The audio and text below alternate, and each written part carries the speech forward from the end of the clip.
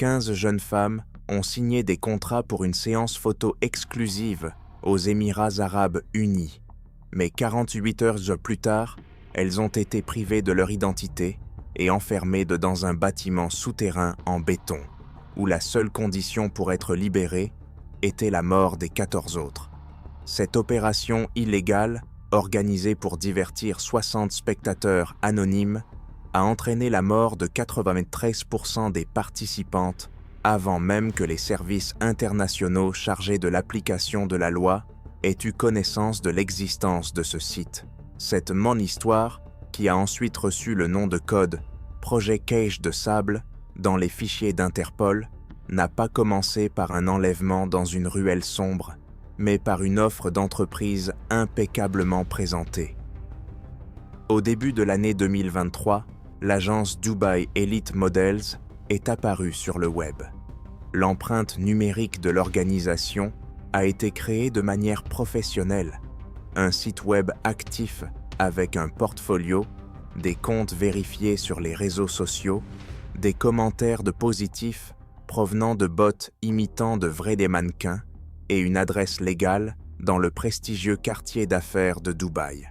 L'enquête a révélé que le domaine avait été enregistré via des serveurs panaméens et que le paiement de l'hébergement avait été effectué via des transactions cryptographiques mixtes, ce qui rendait pratiquement impossible le suivi du bénéficiaire final au stade initial. L'agence n'a pas organisé de casting de masse. Les recruteurs, qui travaillaient à distance et ignoraient donc souvent le véritable objectif de leur employeur, contactaient donc de manière ponctuelle des jeunes filles issues de régions économiquement instables. La priorité était donnée aux pays d'Europe de l'Est, d'Asie du Sud-Est et d'Amérique latine. Le principal critère de sélection était non seulement l'apparence physique, mais aussi la vulnérabilité sociale, l'existence de dettes, la nécessité de subvenir aux besoins d'une famille nombreuse, ou le désir de quitter rapidement son pays d'origine. L'une des premières à recevoir une invitation était Daria, une ancienne athlète ukrainienne de 22 ans, dont la carrière dans la boxe avait été interrompue par une blessure et un manque de financement. Comme les 14 autres candidates, elle s'est vue proposer un contrat de $50 000 pour une semaine de travail. Les conditions comprenaient une séance photo pour un catalogue de bijoux et la participation à une présentation privée pour des investisseurs privés. Afin de vérifier le sérieux de leurs intentions, l'agence a envoyé à chaque jeune femme une avance de $2 000 et des billets d'avion en classe affaires. Ce geste financier a endormi la vigilance des participantes. Les avocats auxquels certaines filles ont fait appel pour vérifier le contrat n'ont trouvé aucun signe évident de fraude dans les documents. Les papiers étaient rédigés de manière correcte, dans le respect des normes du droit international, à l'exception d'un point concernant la confidentialité totale et le transfert de tous les droits sur les vidéos et les photos aux clients. La liste des invités comprenait également Isabella, du Brésil, qui travaillait comme serveuse à São Paulo, Lien, du Vietnam, qui essayait de payer les soins médicaux de sa mère, et Elena, de Roumanie, étudiante en médecine. Au total, 15 jeunes femmes ont été sélectionnées. Aucune d'entre elles ne savait de l'existence des autres avant de se rencontrer à l'aéroport. Le 4 novembre, toutes les participantes sont arrivées à l'aéroport international de Dubaï. La logistique de l'opération avait été organisée de manière à ce que les jeunes femmes ne croisent pas les touristes ordinaires. Elles ont été accueillies à la descente de l'avion par des employés en uniforme, puis conduites au terminal VIP, où le contrôle des passeports s'est déroulé en mode accéléré. Les tampons frontaliers ont été apposés, mais les données d'entrée, comme on l'a découvert plus tard, n'ont pas été saisies dans la base de données centralisée des services d'immigration. Cela indique un niveau élevé de corruption et la présence de complices au sein des structures étatiques. Des SUV aux vitres teintées les attendaient à la sortie. Les chauffeurs, embauchés par l'intermédiaire de sociétés fictives, avait jamais reçu des instructions strictes. Ne pas parler aux passagers, verrouiller les portes de l'intérieur et suivre l'itinéraire transmis en temps réel à leur GPS. Les jeunes filles ont été informées que le lieu du tournage se trouvait dans une oasis exclusive dans le désert, loin de l'agitation de la ville, afin de garantir un éclairage naturel optimal et une intimité totale. Le cortège s'est dirigé vers le sud, en direction du désert de Rub al-Khali. Après 3 heures de route, les voitures ont pris un chemin de terre menant au cœur des dunes. La connexion mobile a été coupée environ 50 km après avoir quitté la route. À leur arrivée, les filles ont découvert ce qui ressemblait à un campement temporaire pour un tournage. De grandes tentes, des générateurs, du matériel d'éclairage. Elles ont été accueillies par un homme qui s'est présenté comme l'assistant du producteur. Il leur a poliment demandé de remettre leur téléphone et leurs effets personnels, expliquant que c'était la politique stricte de confidentialité du client, une marque de joaillerie. On leur a proposé des boissons rafraîchissantes avant le début du briefing. L'analyse chimique des restes de liquide, effectuée des mois plus tard, a révélé la présence d'un puissant cocktail sédatif à base de kétamine et de myorelaxant à action rapide. L'effet s'est produit au bout de 10 à 15 minutes. Les filles ont commencé à perdre connaissance les unes après les autres, directement dans la tente d'accueil. Leurs corps ont été immédiatement chargés dans un monte-charge dissimulé sous le plancher d'une des tentes. Le complexe souterrain était situé à 12 mètres sous le niveau du sable. Il ne s'agissait pas d'un abri de fortune, mais d'un ouvrage d'art majeur, construit à l'aide de béton armé et de poutres en acier. La construction aurait duré 2 ans sous le couvert de forages de puits artésiens. Le niveau principal du bunker était constitué d'un long couloir, de part et d'autre duquel se trouvaient 15 cellules individuelles. Chaque pièce mesurait 3 mètres sur 3. À l'intérieur, il n'y avait aucun meuble, à l'exception d'un lit métallique fixé au sol sans matelas et de toilettes ouvertes. Les murs étaient vometés recouverts d'un matériau insonorisant qui étouffait tous les cris. Dans chaque coin, sous le plafond, se trouvaient des caméras de surveillance haute résolution avec fonction de vision nocturne et des microphones. Le système de ventilation était centralisé, ce qui permettait à l'opérateur de contrôler la température et la composition de l'air dans chaque compartiment individuel. Lorsque les filles reprirent conscience, elles découvrirent qu'elles étaient bonnes vêtues de combinaisons grises identiques, en tissu grossier, sans poche ni insigne distinctif. Elles n'avaient pas de chaussures. Les portes des cellules étaient constituées de plaques d'acier pleines avec de petites fenêtres en verre blindé, situées trop haut pour pouvoir être regardées sans effort. Les premières heures se sont déroulées dans la panique. Les filles criaient, frappaient aux portes, essayaient de trouver une issue. Certaines, comme l'Ukrainienne Daria, ont immédiatement commencé à explorer le périmètre de leurs cellules, tâtonnant les murs à la recherche de points faibles. D'autres, comme la Vietnamienne Lien, sont devenues hystériques, hurlant à tue-tête. L'insonorisation n'était pas parfaite. Elles pouvaient entendre les cris étouffés de leurs voisines, ce qui ne faisait qu'accroître la pression psychologique. Le fait de savoir qu'elles n'étaient pas seules ne les soulageait pas, mais créait une atmosphère de terreur collective. Au même moment, la diffusion a commencé sur un serveur fermé dans le segment obscur d'Internet. 60 utilisateurs avaient accès au site, chacun d'entre eux ayant passé une vérification à plusieurs niveaux et versé une caution de $100 000 en crypto-monnaie Monero. Le public était composé de représentants de l'élite internationale à la recherche de divertissements extrêmes, inaccessibles dans le domaine légal. L'organisateur de l'émission, Faisal, un citoyen des Émirats arabes unis âgé de 42 ans, connu dans certains cercles sous le nom d'architecte, a personnellement accueilli les spectateurs via un chat crypté. Il n'a pas caché son visage devant la caméra dans la salle de contrôle, se sentant totalement impuni. Faisal a annoncé que le spectacle durerait exactement 30 jours, ou moins si le vainqueur était désigné plus tôt. Le prix pour la survivante était d'1 million de dollars et la liberté.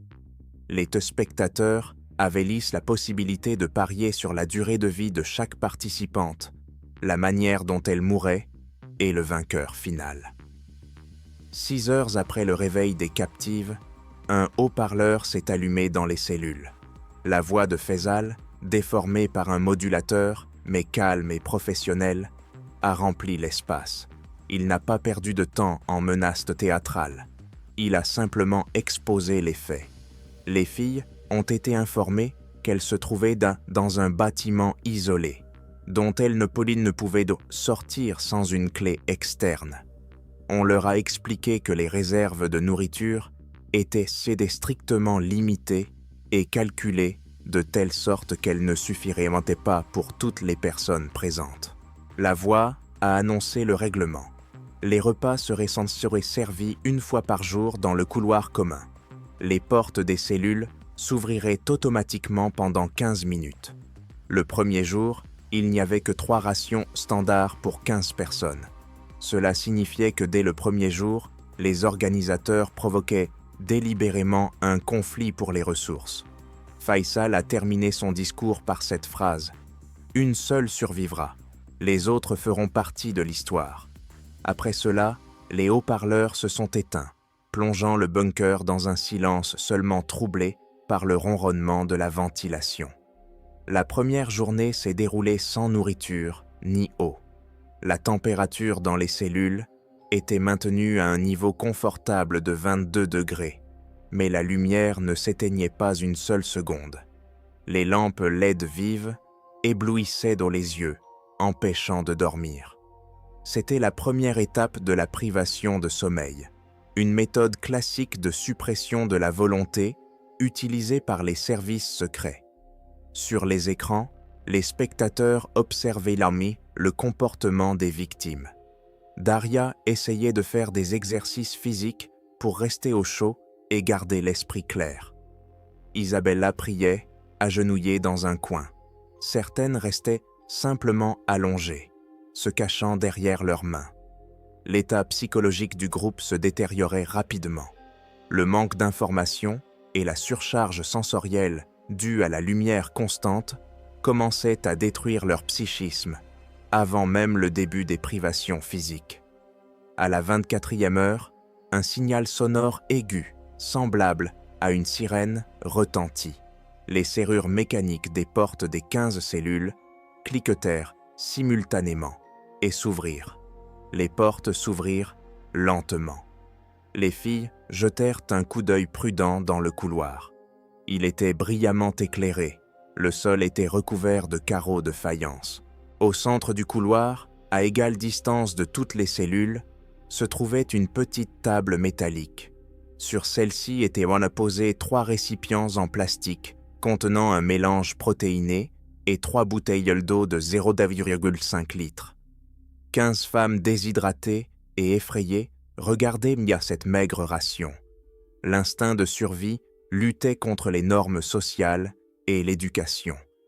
Un lourd silence s'installa. Personne n'osait faire le premier pas.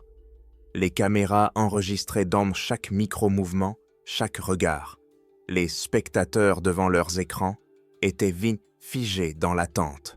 Soudain, l'une des filles, une Colombienne nommée Sofia, n'a pas tenu le coup et s'est précipitée vers la table. Ce mouvement a été le déclencheur. Les 14 autres se sont précipités à sa suite. Le couloir s'est transformé en un chaos de corps, cris, coups, égratignures. Dans l'étroitesse du passage, l'apparence humaine s'est instantanément effacée. La lutte n'était pas pour $1 million, mais pour une gorgée d'eau. Les plus forts repoussaient les plus faibles. Quelqu'un est tombé et a été piétiné. Daria, utilisant ses compétences, a réussi à se frayer un chemin jusqu'à la table, à attraper une bouteille et, en esquivant les griffes de quelqu'un, à rebondir vers sa cellule. Elle n'a pas cherché à se battre pour la nourriture, estimant que les risques de blessure étaient trop élevés. Le chaos a duré exactement 15 minutes. Puis, la sirène a retenti à nouveau et la voix de Faisal a ordonné à tout le monde de retourner dans les cellules, avertissant que quiconque resterait dans le couloir serait éliminé par le gaz. Les filles, dont beaucoup étaient mortes couvertes de bleu et d'égratignures, certaines les mains vides, rampèrent en arrière, terrifiées. Les portes se refermèrent. Le premier round de la lutte pour la survie était terminé, laissant la plupart affamés et toutes, sans exception, brisées par la prise de conscience de la réalité de la situation. Les enregistrements vidéo, extraits par les enquêteurs du stockage cloud, 2 ans plus tard, ont permis de reconstituer minute par minute la chronologie des événements qui se sont déroulés dans le bunker après le premier repas. Les 10 jours suivants, qualifiés dans les documents de l'enquête de phase de pénurie de ressources, ont été marqués par une dégradation rapide des normes sociales au sein du groupe isolé. Les organisateurs, suivant un scénario sadique, n'ont pas augmenté la quantité de provisions, laissant inchangé le ratio. Une portion pour 5 personnes. Cela a créé un déficit artificiel de 3000 calories par personne et par jour, ce qui, compte tenu du stress et de l'éveil constant, a conduit à un épuisement physique rapide.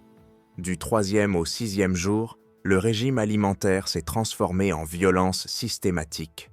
Les filles, qui avaient initialement tenté de s'entendre sur le partage de la nourriture, ont rapidement renoncé à la communication verbale. La barrière linguistique et l'instinct de survie ont rendu toute alliance impossible.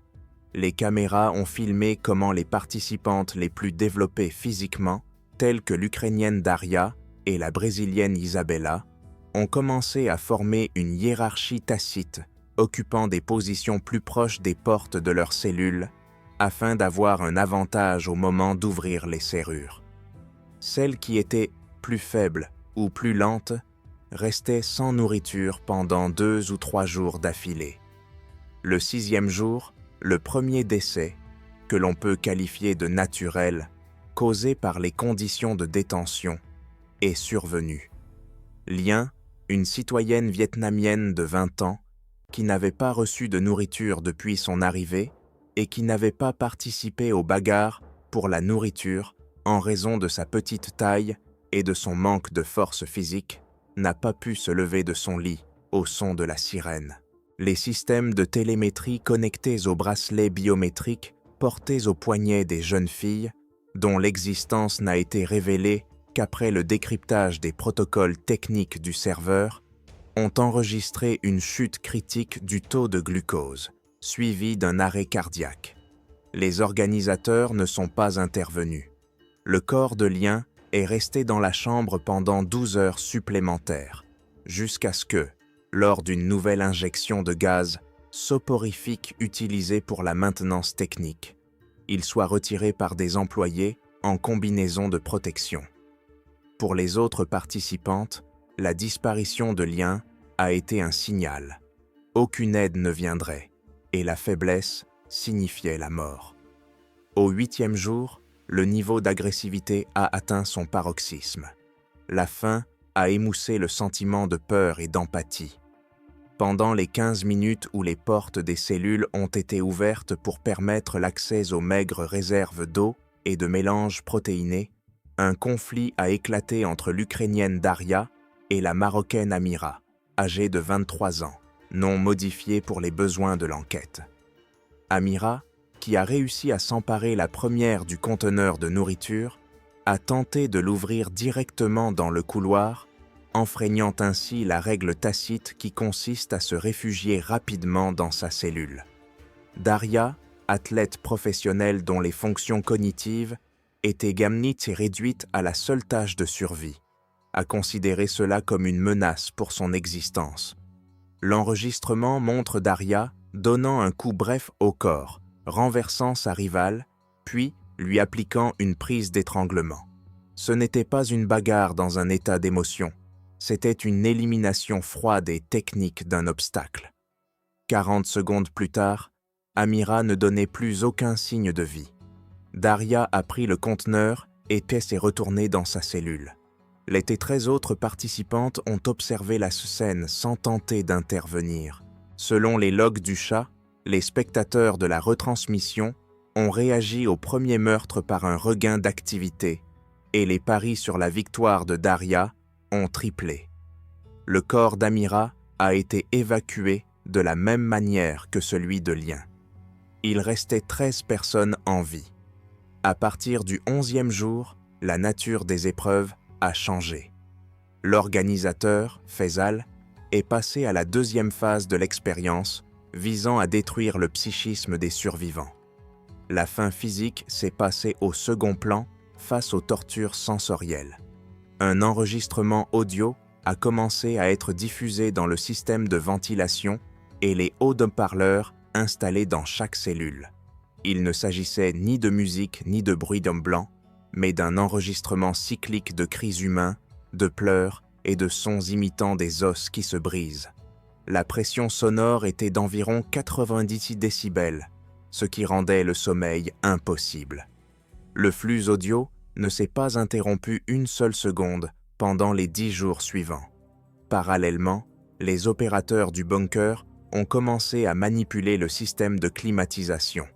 La température dans les chambres variait de manière chaotique, avec une amplitude de plus 5 à plus 40 degrés Celsius.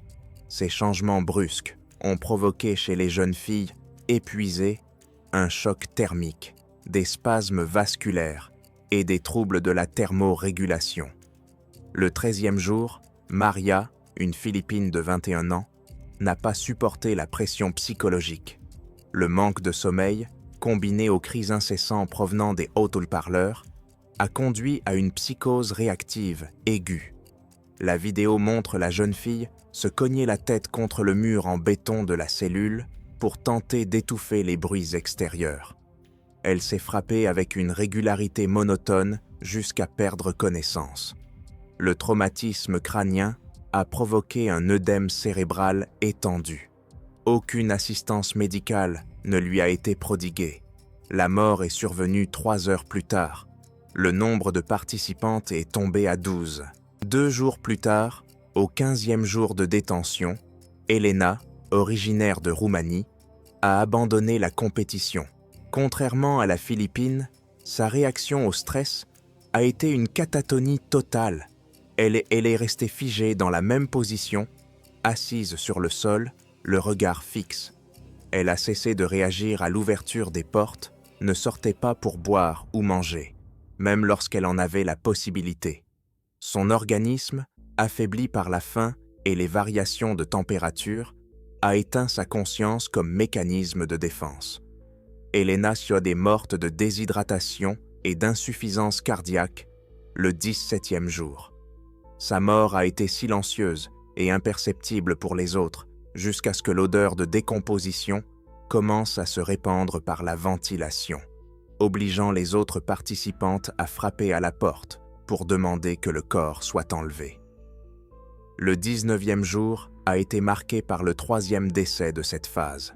Svetlana, une Russe de 24 ans, réalisant le caractère désespéré de la situation et souhaitant probablement éviter d'être tuée par les autres ou de mourir sous la torture, a décidé de mettre fin à ses jours. À l'aide de bandes de tissu grossier qu'elle avait déchirées de sa combinaison pendant 2 jours et tressées en un nœud coulant, elle a réussi à fabriquer un garrot. Après l'avoir fixé à la grille d'aération située sous le plafond, pour laquelle elle a dû démonter une boîte en plastique avec ses ongles, elle s'est suicidée. Les caméras de surveillance ont filmé le processus du début à la fin, mais les opérateurs ne sont pas intervenus, laissant l'événement se dérouler. Pour les téléspectateurs, cela a donné lieu à des discussions sur la faiblesse d'esprit, et Faisal a commenté cela dans un chat privé comme étant une sélection naturelle. À la fin du 20e jour, 10 filles étaient encore en vie. Elles étaient au bord de la folie, épuisées, mais celles qui avaient survécu s'étaient adaptées au niveau de cruauté, l'acceptant comme une nouvelle norme d'existence. Le 21e jour, les règles du jeu ont de nouveau radicalement changé. Faisal a annoncé le début d'une nouvelle étape qu'il a appelée le choix. La torture sonore a cessé. La température s'est stabilisée à 22 degrés. Pour la première fois en 3 semaines, le silence s'est installé, qui semblait assourdissant après le bruit incessant. La voix de l'organisateur a annoncé que les réserves de nourriture avaient été temporairement augmentées, mais que le nombre de participants devait être réduit de force. Au centre du couloir, sur la même table où la nourriture était auparavant déposée, un appareil mécanique complexe à 5 compartiments avait été installé. Dans chaque compartiment se trouvait une seringue jetable remplie d'un liquide transparent. L'analyse chimique effectuée plus tard par les experts d'Interpol sur les résidus de substances présents sur les parois des seringues jetées a montré qu'il s'agissait d'une solution concentrée de chlorure de potassium, une substance utilisée pour les injections létales, provoquant un arrêt cardiaque instantané. Les conditions de l'étape étaient simples et monstrueuses. Chaque jour, pendant 5 jours, l'une des filles devait être exécutée. Le choix de la victime incombait aux participantes elles-mêmes. Le mécanisme était le suivant. Les portes s'ouvraient et le groupe devait, par décision collective ou par la force, contraindre l'une d'entre elles à accepter l'injection. Si le choix n'était pas fait dans les 15 minutes, du gaz était injecté dans toutes les cellules et tout le monde mourait. C'était une variante de la roulette russe, mais avec une connotation sociale. Le premier jour de cette étape, le 21e jour de leur emprisonnement collectif, la panique s'est emparée du groupe. Personne ne voulait mourir, mais personne ne voulait non plus être le bourreau. Cependant, l'instinct de survie a pris le dessus. Les filles, regroupées en bandes, se sont jetées sur la plus faible des restantes, une jeune fille de 19 ans originaire de Moldavie. Malgré ses supplications et sa résistance, elles l'ont maîtrisée. Daria, qui avait conservé le plus de force physique et de sang-froid, maintenait les bras de la victime, tandis qu'une autre participante, dont le nom n'apparaît pas dans les rapports, injectait le contenu de la seringue dans une veine. La mort est survenue au bout de 30 secondes. Ce scénario s'est répété pendant les 4 jours suivants. La barrière psychologique du meurtre a été brisée. Chaque jour, la résistance des victimes s'affaiblissait et les actions des bourreaux devenaient des plus mécaniques. Le groupe agissait comme un organisme unique, coupant les parties de malades pour assurer la survie de l'ensemble. Le 22e jour, une participante colombienne a été exécutée. Le 23e jour, une participante thaïlandaise. Les 24e et 25e jours, 2 autres filles ont péri. Il en restait 5 en vie. Ces 5-là ont traversé tous les cercles de l'enfer. La faim, le froid, le bruit, le spectacle de suicide et la participation directe à des meurtres. Leur personnalité humaine a été complètement effacée, laissant place aux instincts animaux des prédateurs. À la fin du 25e jour, le bunker était un lieu imprégné d'horreur et d'odeur de mort, malgré la ventilation en marche. Les survivantes, Daria, Ukraine, Isabella, Brésil, ainsi que les représentantes de la Pologne, du Nigeria et du Venezuela, étaient en état d'alerte maximale. Elles comprenaient que la fin était proche. Faisal a annoncé que la phase de sélection forcée était terminée. Les 5 finalistes avaient prouvé leur droit à la vie. Elles devaient maintenant prouver leur droit à la liberté lors d'une dernière épreuve. Dans la nuit du 26e jour, les portes des cellules s'ouvrirent et ne se refermèrent plus. La lumière du couloir s'éteignit, remplacée par un faible éclairage rouge de secours. Au centre de la salle, à la place de la table avec la nourriture ou les seringues, se trouvait un tas d'objets, des battes de baseball, des couteaux de cuisine, des chaînes et des morceaux d'armature affûtés. Les préparatifs pour l'arène finale commencèrent. Le 26e jour de l'expérience, le minuteur au-dessus de la porte hermétique de sortie a cessé de compter le temps restant avant le repas et s'est éteint. À sa place, l'éclairage rouge de secours s'est allumé, inondant le couloir et les cellules ouvertes d'une lumière sinistre qui cachait les détails, mais soulignait les contours. Les 5 participantes encore en vie, Daria d'Ukraine, Isabella du Brésil, Agnieszka de Pologne, Chioma du Nigeria et Gabriela du Venezuela, se tenaient sur le seuil de leurs cellules. Au milieu du couloir, à une quinzaine de mètres de chacune d'elles, se trouvait un tas d'objets destinés à infliger des blessures mortelles. 2 battes de baseball, 3 couteaux de cuisine avec des lames de 20 cm, une chaîne rouillée et un morceau de ferraille affûté. Il n'y avait pas de règle. La voix de Faisal ne se faisait plus entendre. La seule instruction était la situation elle-même. Des armes et pas de nourriture. Pour survivre, il fallait éliminer ses concurrents. Les premières heures se sont écoulées dans une tension inactive. Personne ne risquait de se précipiter sur les armes en premier, de peur d'être attaqué par derrière. Épuisées, pesant moins de 45 kilos chacune, elles ressemblaient à des ombres. Cependant, la soif, qui n'avait pas été étanchée depuis 24 heures, les a poussées à agir. Gabriela a été la première à craquer. Elle s'est précipitée vers le centre, a saisi un couteau et a tenté de retourner dans sa cellule. Cela a servi de signal pour les autres. Une lutte chaotique pour s'emparer des moyens de destruction a alors commencé. Isabella, qui avait l'avantage de sa taille, s'est emparée d'une batte. Daria, dont la réaction, malgré l'épuisement, restait professionnelle, réussit à s'emparer du 2e couteau et à se replier immédiatement vers le mur, prenant une position défensive. Chioma s'arma d'une chaîne et Agnieszka d'une barre de fer. Au soir du 26e jour, le premier sang de la phase finale fut versé. Gabriela, recroquevillée dans un coin de sa cellule, n'a pas remarqué que Chioma, se déplaçant presque sans bruit, s'était introduite à l'intérieur. La Nigériane a utilisé la chaîne comme un garrot. Le combat a été bref et violent. Affaiblie, la Vénézuélienne n'a pas réussi à desserrer les maillons de la chaîne autour de son cou. La vidéo a enregistré la mort par asphyxie au bout de 4 minutes. Chioma a pris le couteau de la victime, elle avait désormais 2 armes. Il ne restait plus que 4 participantes en vie. Les 27e et 28e jours se sont transformés en guerre de position.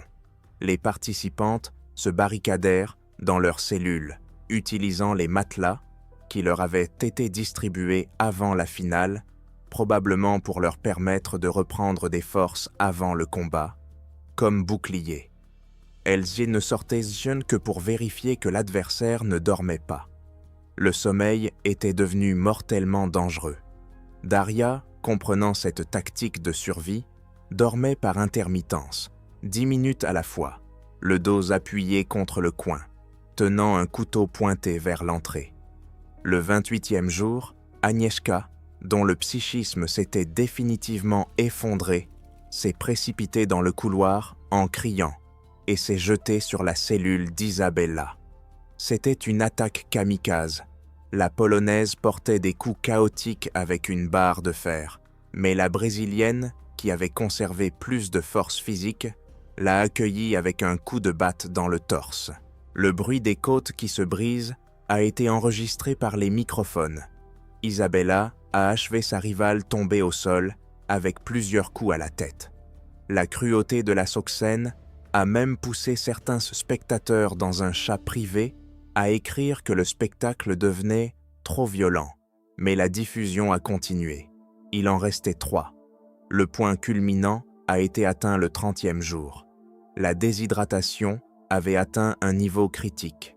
Daria comprenait que si elle ne terminait pas tout aujourd'hui, elle mourrait d'une insuffisance rénale. Elle est sortie dans le couloir. Isabella et Chioma sont sortis en même temps qu'elle. C'était un accord tacite, la finale. Chio, armé d'une chaîne et d'un couteau, attaqua Isabella, espérant que Daria resterait à l'écart. La Brésilienne et la Nigériane s'empoignèrent dans un enchevêtrement de corps. Isabella reçut une profonde entaille à l'épaule, mais réussit à frapper Chio au genou avec une batte, lui brisant l'articulation. Pendant qu'elle s'entretuait, Daria attendait.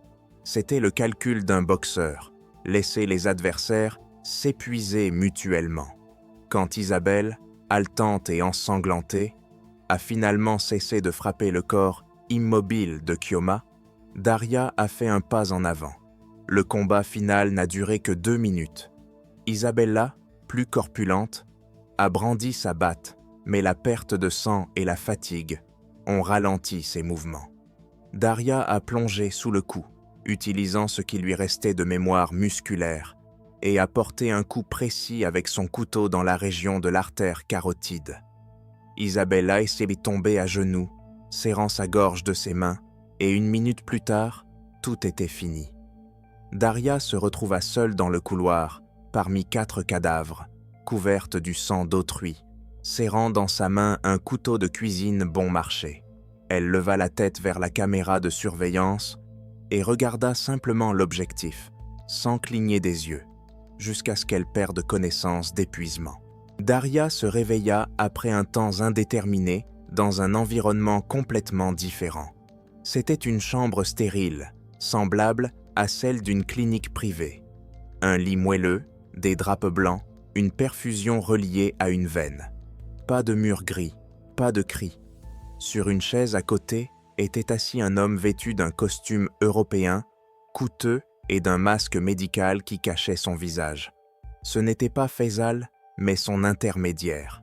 Il parlait un anglais parfait, calmement et poliment, comme s'il discutait d'une transaction commerciale et non des conséquences d'un massacre. L'intermédiaire a informé Daria qu'elle avait gagné. On lui a fourni de la nourriture, des médicaments reconstituants et des vêtements propres. Sur la table de chevet se trouvait une mallette noire. L'homme l'a ouverte. À l'intérieur se trouvaient des liasses de billets en dollars américains, exactement 1 million.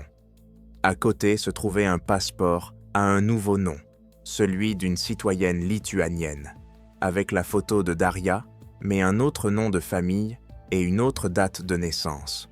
Tout avait été préparé à l'avance. Cependant, l'objet le plus important dans la pièce n'était pas la mallette contenant l'argent, mais la tablette que l'homme tendit à la jeune fille. Il y avait une vidéo sur l'écran. Daria vit l'entrée familière d'un immeuble à Kiev. La caméra se rapprocha de la fenêtre du rez-de-chaussée. Dans la cuisine, il y avait une femme âgée, la mère de Daria, et son petit frère, qui faisait ses devoirs. La vidéo avait été tournée ce matin-là, comme le confirmait la date et l'heure, affichées dans le coin de l'écran.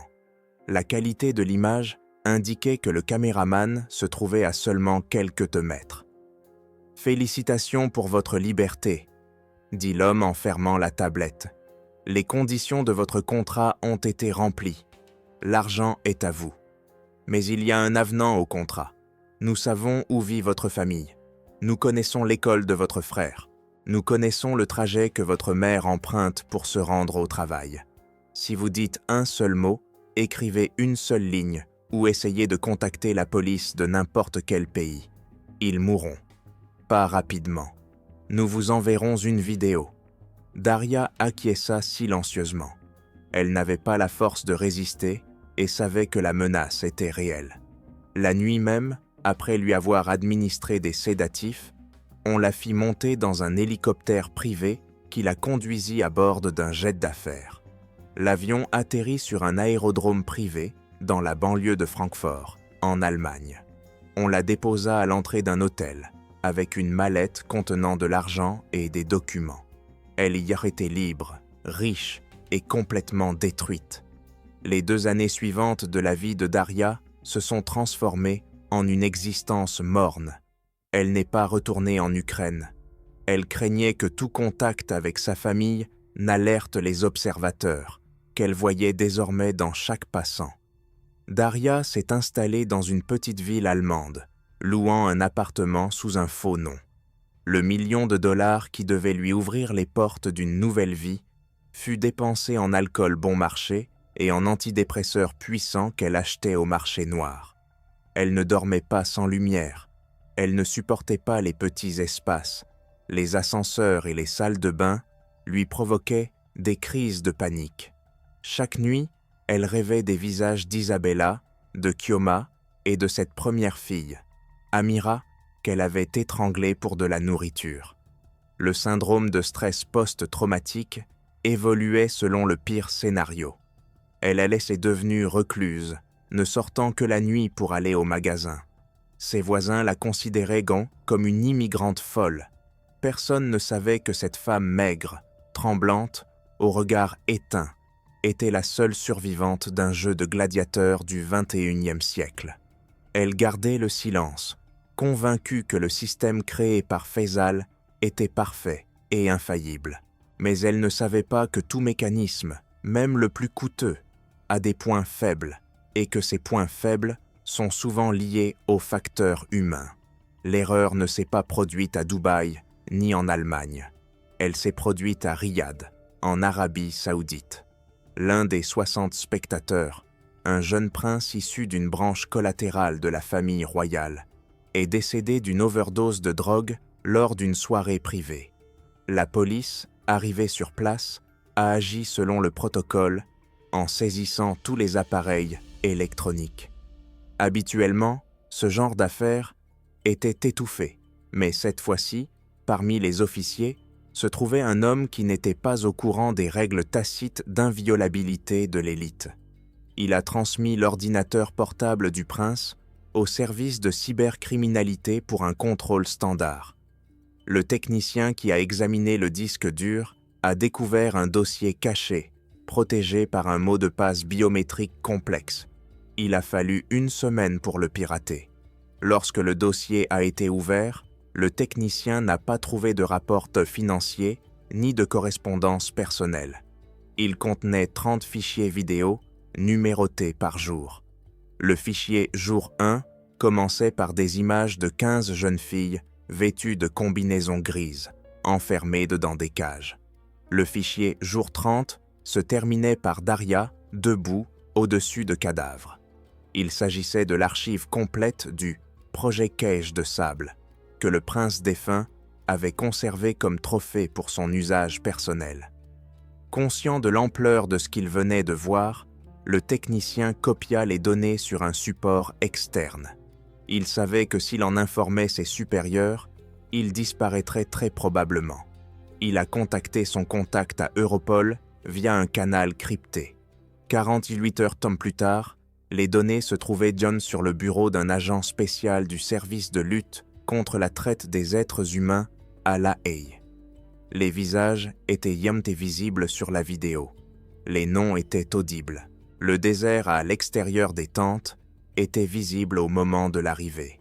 Les experts en géolocalisation ont commencé à analyser le paysage à partir des ombres et du type de sable apparaissant dans le champ de la caméra lors du déchargement des victimes.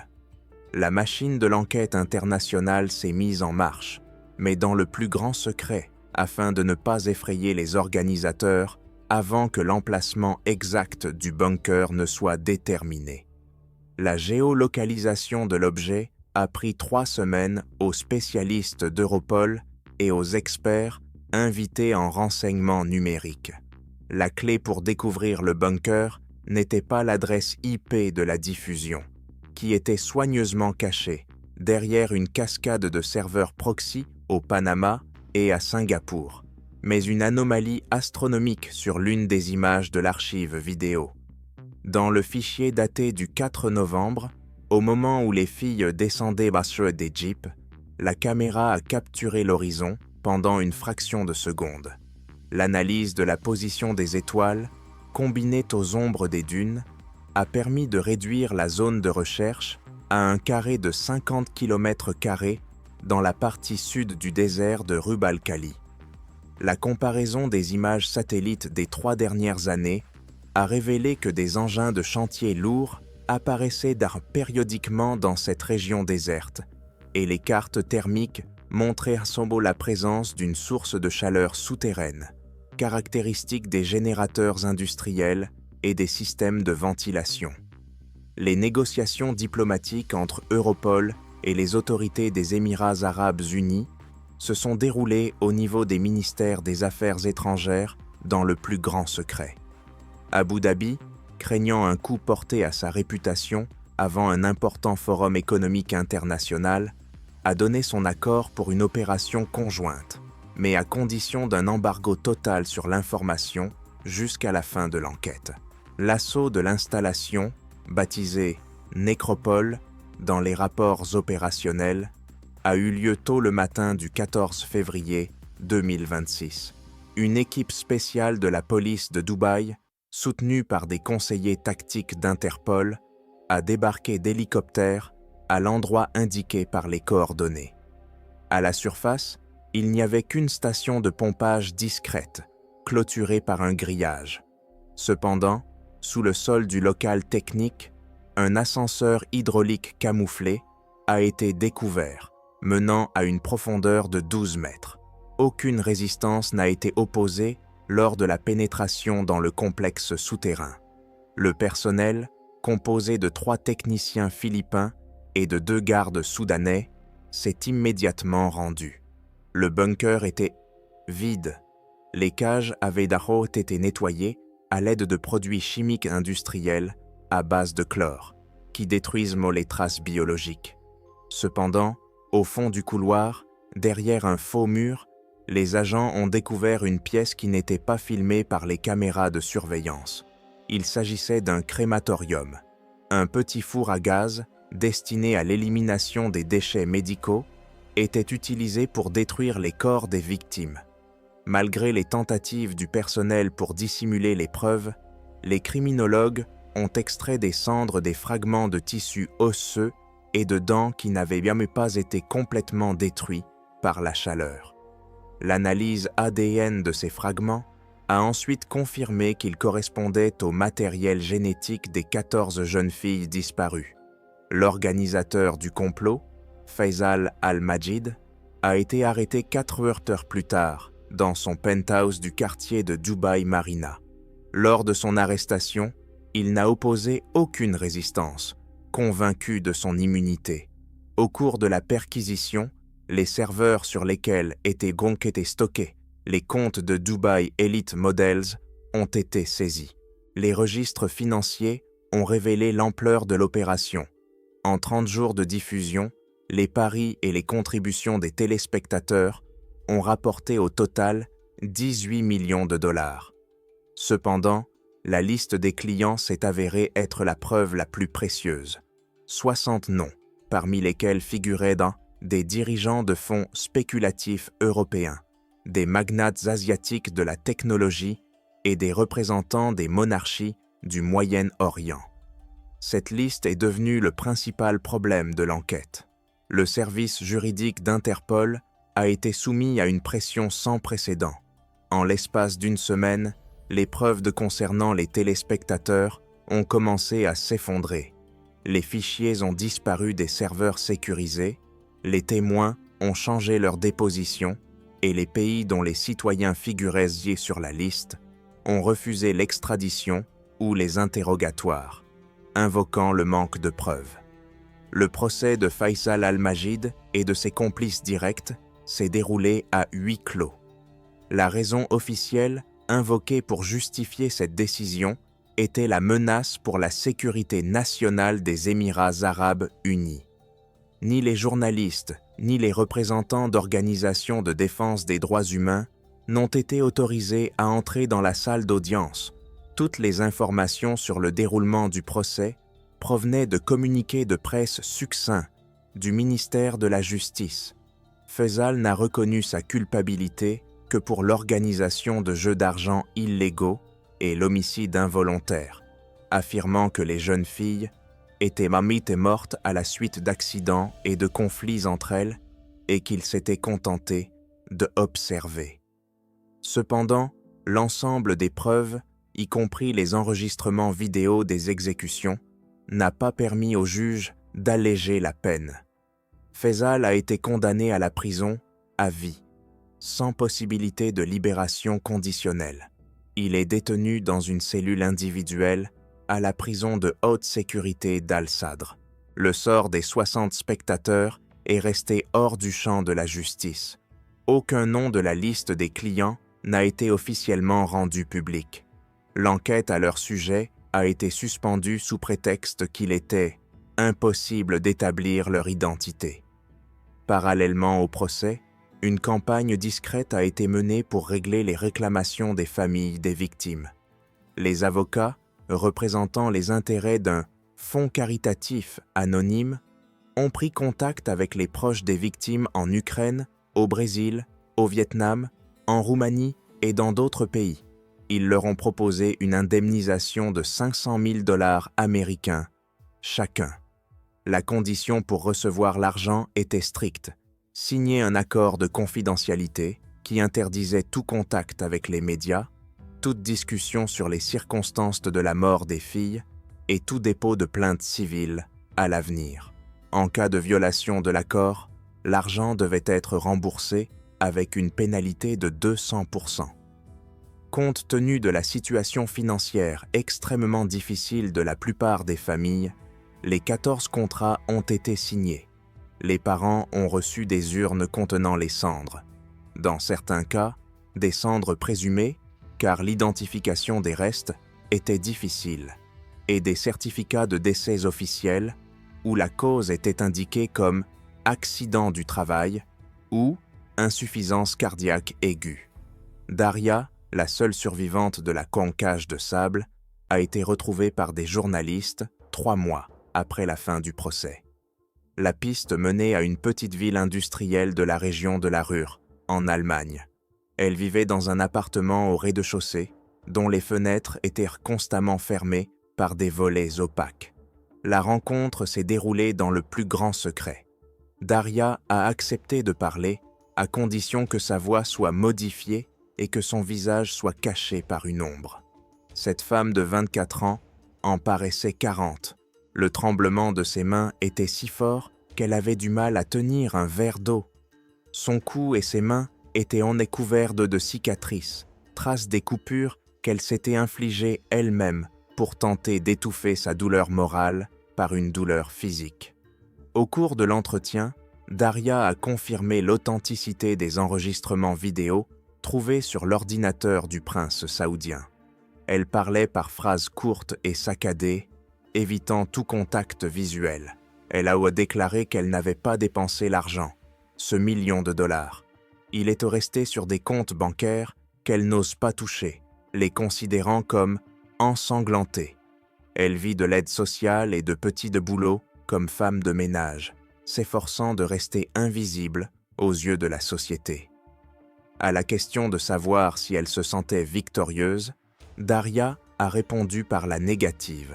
« Il n'y avait pas de gagnant », a-t-elle déclaré d'une voix monocorde en regardant le mur. Faisal est en prison, mais il était vivant. Les 60 personnes qui ont payé pour nous regarder nous entretuer sont toutes en liberté. Ils dînent au restaurant, embrassent leurs enfants avant de les coucher et cherchent peut-être une nouvelle émission à regarder. J'ai tué 4 personnes pour survivre. Je me souviens du craquement des os quand on frappe avec une batte. Je me souviens de l'odeur du sang dans une pièce fermée. Je suis sorti du bunker, mais j'y suis toujours. Ma cellule est juste devenue un peu plus grande, de la taille de cette ville. J'attends chaque jour. Je sais qu'ils se souviennent de moi. Et je sais qu'un jour, ils viendront me chercher, car je suis la seule preuve encore en vie. Après la publication de cet article, Daria a disparu de son appartement. On ignore où elle se trouve actuellement. Les représentants officiels d'Interpol ont refusé de commenter le statut de son programme de protection des témoins. Le bunker dans le désert de Rub al-Khali a été recouvert de béton sur décision du tribunal, afin d'empêcher que le lieu du crime ne devienne un lieu de pèlerinage pour les amateurs de tourisme noir. L'affaire Dubai Elite Models est officiellement considérée comme close, mais des rumeurs continuent de circuler sur le Darknet concernant l'apparition de nouvelles enchères privées pour des émissions de télé-réalité exclusives à enjeux élevés, ce qui indique que le système créé par Faisal n'était qu'une franchise d'une industrie de la mort plus globale, dont l'ampleur reste inconnue.